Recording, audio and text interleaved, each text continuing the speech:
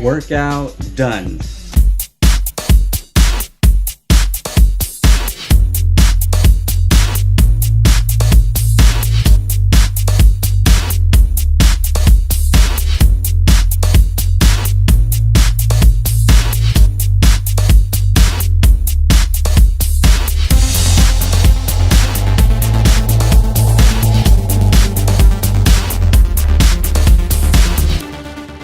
So we are having a birthday party today. The weather is terrible. It's raining right now. Hopefully it'll be temporary, but let me just see who's inside the house. Say hi, everyone. Say hi. Let's see who's in here. It's a little dark in here right now. Let's see. How do you turn on the light in here? Okay, so now we have light. Let's see who's in here. Okay, everyone say hi. There's cooking in here. Look at this.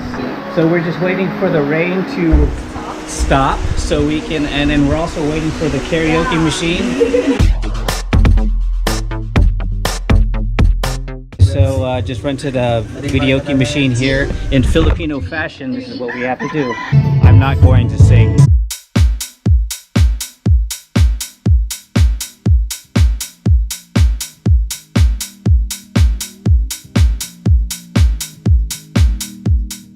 So it looks like everyone here is enjoying the karaoke, and I just want to show you all of these people who are having fun with karaoke right now.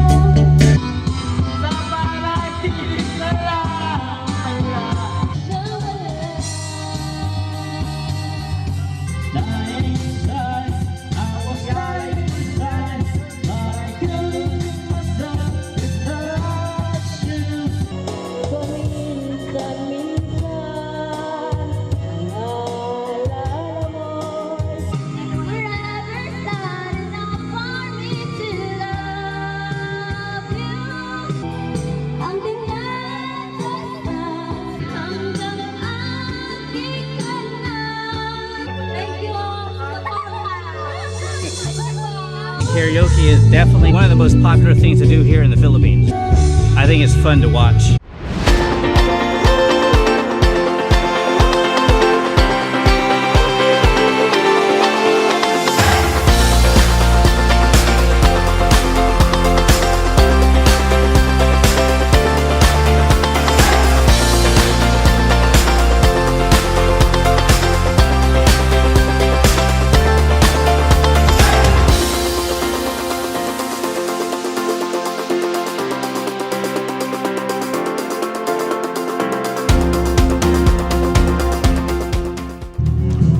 So, what is this?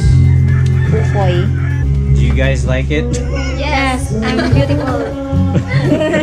Yummy. Sarap.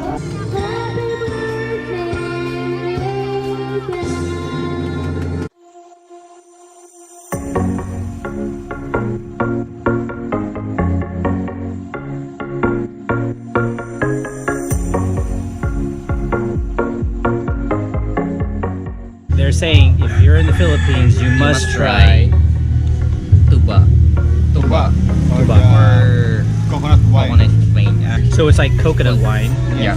But it's very strong. What is the price of the coconut wine?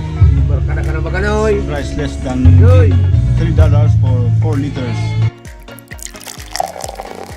Check this out, guys. Arlene's cousin that can barely speak English. She can speak English, but she sings like English is her language.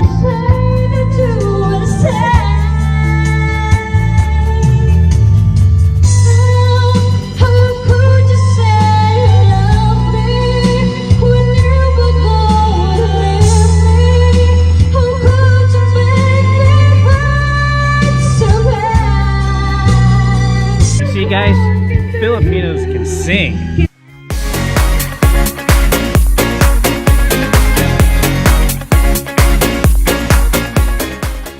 Thank you.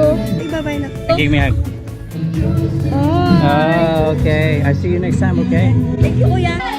Everyone. Good video, okay?